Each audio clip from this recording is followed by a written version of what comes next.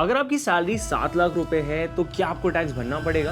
अब काफी लोगों को लगता है कि हाँ, बट रियलिटी ये है कि आप लीगल तरीकों से अपनी टैक्स लायबिलिटी को जीरो कर सकते हो। आज के वीडियो में मैं आपको एकदम सिंपल वे में बताऊंगा कि कैसे आप हर एक डिडक्शन यूज करके अपना टैक्स जीरो कर सकते हो। ये वीडियो उन सबके लिए है जिनकी एनुअल सैलरी 7 लाख तक की है। अब भले ही आप फ्रेशर हो, सैलरीड एम्प्लॉय हो या फिर खुद का छोटा सा धंधा चलाते हो, अपनी टैक्स लायबिलिटी को जीरो करने के लिए हम यूज करेंगे इंडियन इनकम टैक्स एक्ट के लीगल सेक्शंस जैसे कि 80C, 80D, 87A और कुछ हिडन हैक्स भी कवर करेंगे। तो सबसे पहले समझते हैं कि 7 लाख की सैलरी पर बिना किसी डिडक्शन के गवर्नमेंट आपसे कितना टैक्स एक्सपेक्ट करती है। तो 2.5 लाख तक तो कोई टैक्स नहीं है। 2.5 लाख से 5 लाख तक 5% टैक्स लगता है जो 12,500 रुपये होता है, और 5 लाख से 7 लाख तक 10% टैक्स लगेगा यानी कि 20,000। तो टोटल मिला के 32,500 का टैक्स बनता है अगर आप कोई डिडक्शन नहीं लेते हो तो।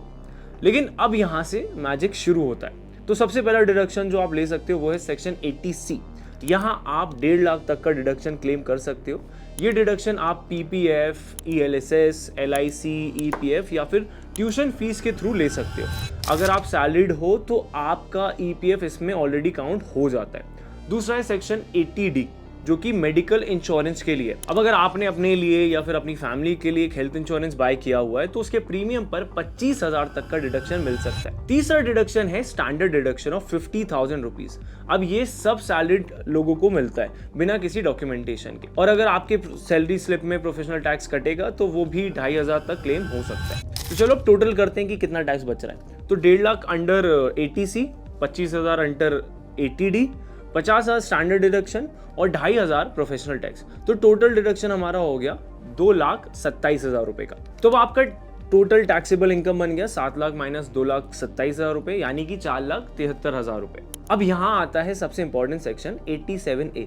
तो अगर आपका टैक्सेबल इनकम 5 लाख या उससे कम है तो आपको 12,500 टैक्स का टैक्स रिबेट मिलता है। मतलब आपको 4,73,000 के ऊपर जितना भी टैक्स बन रहा है वो पूरा माफ हो जाएगा। अब खुद सोच के देखो, 7 लाख की सैलरी और 0 टैक्स, और ये बिल्कुल लीगल है। सिर्फ थोड़ी सी प्लानिंग चाहिए और अवेयरनेस भी।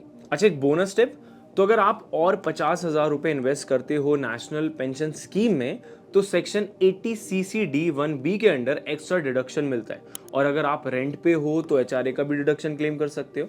डोनेशंस दिए हैं तो 80G का भी बेनिफिट मिलता है। अच्छा, ये वीडियो सिर्फ एजुकेशनल पर्पस के लिए बनाई गई है। अपने फाइनेंशियल डिसीजंस लेने से पहले एक बार CA या फिर किसी टैक्स एक्सपर्ट से जरूर कंसल्ट कर लें।